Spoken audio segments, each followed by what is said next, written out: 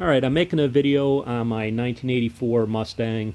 It's the GT 350 edition, which was Mustang's 20th anniversary edition car. I bought it back in like 2001 or 2002. I'm the third owner.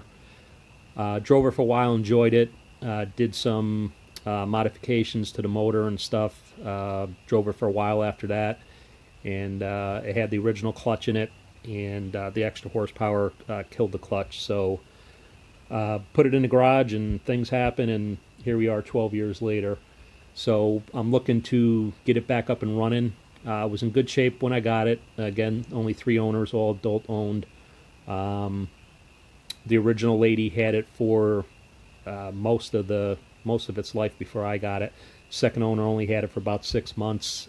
He sold it to me because he wanted to buy a Mustang Saline that came up for sale. So that's how I ended up with it.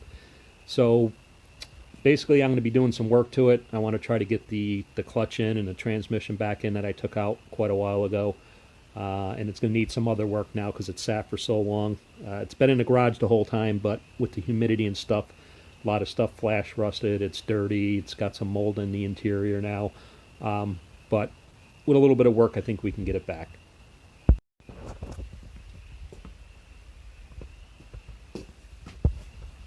There's the registration and inspection. I think I took it off the road actually in 2008. I think this was a 2-year registration. Shortly after I put it on the road, the clutch went on it. So just about 12 years it's been off the road. Overall, not in bad shape. It was pretty solid when I got it. Again, sitting has caused some issues. That's mold. All the brakes flash rusted, so all that's going to have to be redone. But the body's pretty solid on it.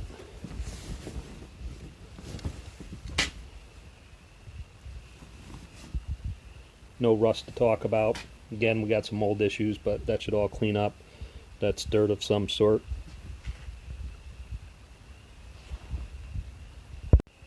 Here's a shot at the interior. I don't know if that's showing up. It's got a little over 80,000 on it. Very well kept miles. I don't know if you can see that, but that door panel's got mold on it. There's some mold issues here. Again, that should clean up. Some of the modifications I did a different steering wheel. I saved all the original parts, by the way, for the people that are cringing. I like my cars pretty original, but I wanted to make this, kind of my car, so I put my stamp on it. Did a few things to it, but I do have all the original parts. It's got the Hearst shifter, short throw, milk jug is to keep the squirrels and mice out. Got my mouse traps just in case they get in there.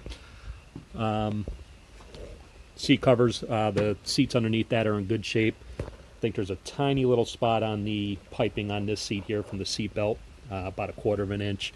But other than that, there's no rips, no tears. The back's in really good shape.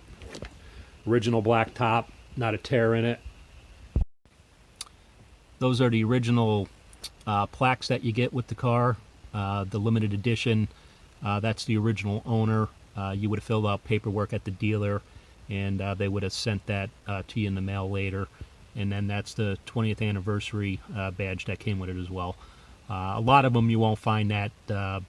Sometimes you don't find either one of them because some people didn't do the paperwork to get the limited edition tag, and other people didn't put the horseshoe where that was supposed to go, so they end up getting lost and whatnot. But yeah, that's a little history on that. And again, this car was very original when I got it. It was 99% original. Still got the original radio. The dash was replaced. If you know anything about Fox body Mustangs, 79 to 86, the dash is, they just cracked. They got dry rotted from the sun. So that was replaced years ago. Still in good shape.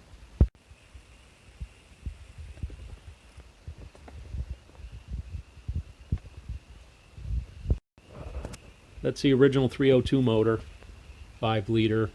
That's a different air cleaner I put on years ago. Originally, this would have had the dual snorkel air cleaner, which I still have. Some of the mods, it's got a cam in it. It's got E7 heads on it. They had some work done to it. The exhaust bumps were grinded down and it was polished up and all that. Equal length headers, underdrive pulleys, dual exhaust H-pipe. I had an 8.8 rear end put in. Originally had a 7.5 rear end, 355 gears, and a few other odds and ends. I'm not thinking of everything right now, but they weren't big horsepower cars back then. This was from the factory about 180, 190 horsepower.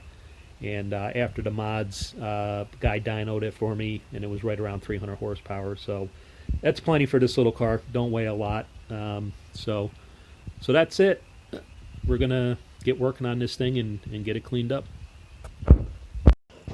So that's pretty much the gist of the car. I just want to give a little rundown on it, a little history, and show the condition a little bit. I'm going to be making a series of videos on this, putting the clutch in, transmission, drive shaft, that kind of stuff. And then we'll get to the brakes at some point, and then getting this thing cleaned up.